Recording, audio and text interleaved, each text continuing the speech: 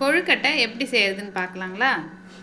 1 cup கொழுக்கட்டை மாவு, வெல்லம் கொஞ்சம், தேங்காய், எள்ளு பொடி, 2 ஏலக்காய். இப்போ பூரணம் எப்படி செய்கிறது சொல்கிறேன். கருப்பு எள்ளு எடுத்திருக்கேன். கருப்பு எள்ளை நல்லா வறுத்துட்டு வெல்லம், ஏலக்காய் போட்டு மிக்சியில் பொடிச்சு எடுத்திருக்கேன். தேங்காய் பூரணம் எப்படி செய்கிறது பார்க்கலாம். வெல்லத்தை ஒரு பேனில் போட்டு ஸ்டவ்வில் வச்சு கொஞ்சமாக தண்ணி ஊற்றி கரைச்சிக்கணும். வெல்லத்தில் மண்ணெல்லாம் தங்கும், அதனால் வடிகட்டி எடுத்துட்டு கொஞ்சம் பாகு பதம் வந்தோடனே தேங்காய் சேர்த்துடலாம். இப்போ தேங்காயை சேர்த்துடலாம். இப்போ கொழுக்கட்டை மாவு ரெடி பண்ணிடலாம். இதுக்கு மாவில் கொஞ்சமாக சால்ட் சேர்த்துக்கலாம், கொஞ்சம் நெய் சேர்த்துக்கலாம், சுடு தண்ணியை ஊற்றி மாவை பிசைஞ்சிக்கலாம். மாவு நல்லா ரெடி ஆயிடுச்சுங்க. இப்போ கொழுக்கட்டை பிடிச்சிடலாம். நான் இன்றைக்கி 2 விதமாக செய்கிறேன். ஒன்று கையிலே செஞ்சு காட்டுறேன், இன்னும் மோல்டு வச்சு செஞ்சு காட்டுறேன். இது மாதிரி ஒரு அலுமினியம் காயில் எடுத்துக்கோங்க. அலுமினியம் காயில் எண்ணெய் தடவி வச்சுட்டு இதில் தட்டிடலாம். நல்லா ரவுண்டாக தட்டிக்கோங்க. இதை அப்படியே எடுத்துக்கோங்க.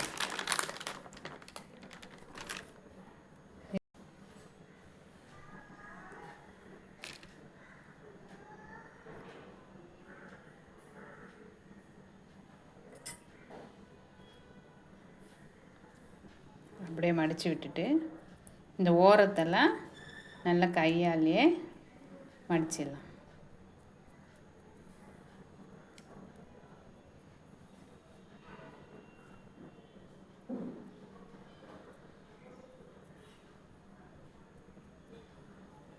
அவ்வளோதாங்க, கொழுக்கட்டை ரெடி ஆகிடுச்சு.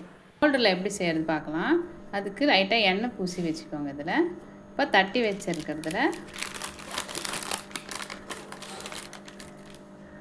பூரணத்தை வச்சு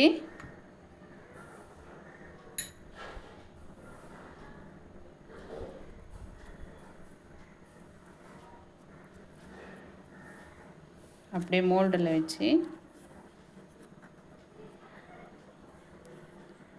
இப்படி லாக் பண்ணிட வேண்டியதுதான்.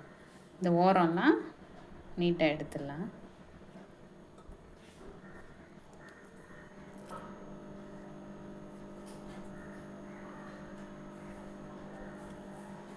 அவ்வளோதான், மோல்டும் சூப்பராக வந்துடுச்சு பாருங்க. ரெடி ஆயிடுச்சு.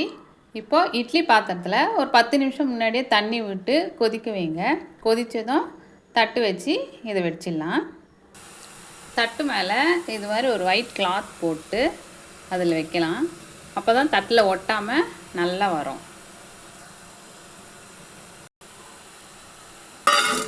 கிளாத்தை மூடி வச்சிடலாம்.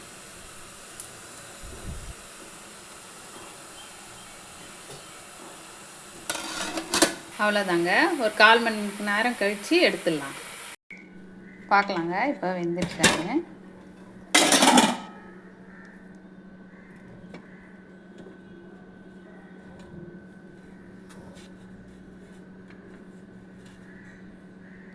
வாவ், சூப்பராக வெந்துடுச்சுங்க. சூப்பராக கொழுக்கட்டை ரெடி ஆகிடுச்சிங்க. சேனல் பிடிச்சிருந்தா லைக் பண்ணுங்கள், ஷேர் பண்ணுங்கள், சப்ஸ்கிரைப் பண்ணுங்கள்.